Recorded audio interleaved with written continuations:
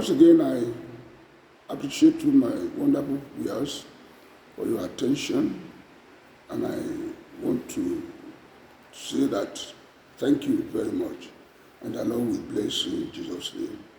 As you have known, my name is Olushola Adeleke, and I want to discuss certain things in this video, especially some of those questions that should be settled before getting married. Some of the questions that should be settled before getting married. If intending couples talk about certain things as they occur to individuals, they are likely to discover differences in their needs, dreams, and expectations for the married life they are going into. It's a pity that intending couples don't know what to talk about until they tie the knot, and there are many things they should have agreed upon that may give them problem as they relate in the marriage. To me, this question may not be applicable because I believe it's always all will be well as we go into marriage union. For every experience that happens in an African marriage, we believe that God being on the side of the couple, there will be no problem that could be unsurmountable.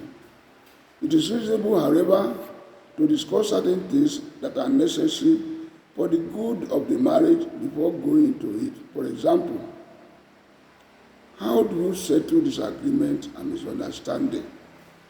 How to settle disagreement and misunderstanding? This is a big area, as there must be misunderstanding in relationship. Misunderstanding is an experience of every marriage. Couples are not angels, and they must offend each other. Sensible and reasonable men and women should have studied each other during courtship on how they could cope with misunderstanding. Nobody tells married couples that marriage is bread and butter and tea.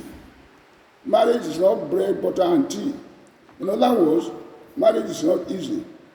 So, as they relate with each other during courtship, they must open their eyes wide and recognize hardline attitudes that could kill the peace of the union.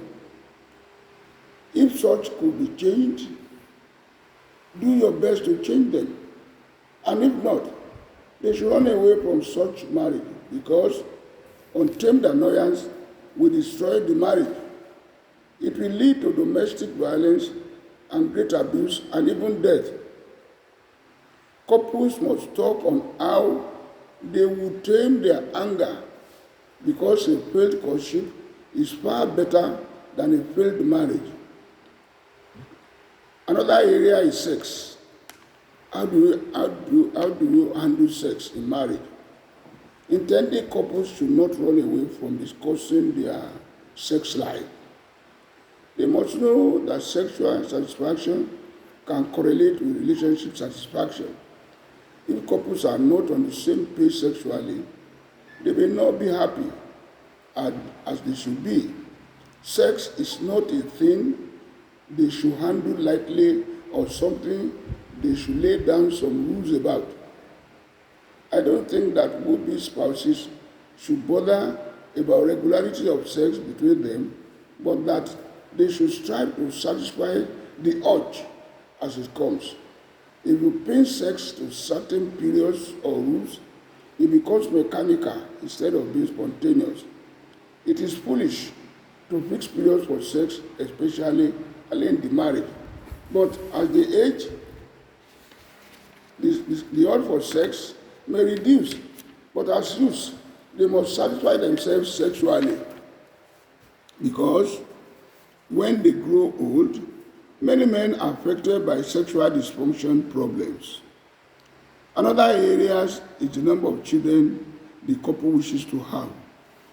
In Africa, every woman expects her own child early in the marriage, and traditionally, family members expect that gift from the couple. assuming during courtship that getting children may not be difficult, intending spouses should talk or even agree on the number of children they should have. In the past in Africa, old couples did not bother about the number of children they wanted because they gave birth as many as the Lord gave them.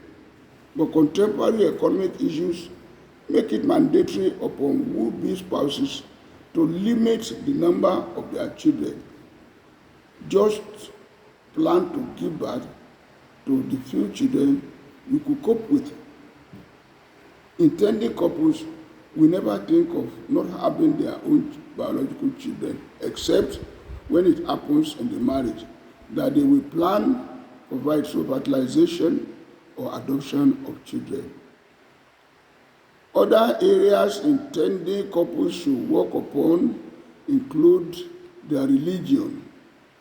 If they believe in different religion, they must plan how to respect the tenets of each religion. But it is good for them to be of one religion only.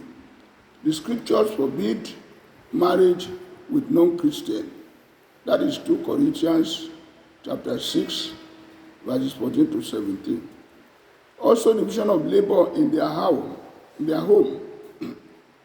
Who does what and for how long? They should also talk on their past secrets. If not, such will cause problem when exposed eventually. Undisclosed form of sickness, past debts, infidelity, and pregnancies, and its attending results. All these and others not named need truth for peace to be in the marriage.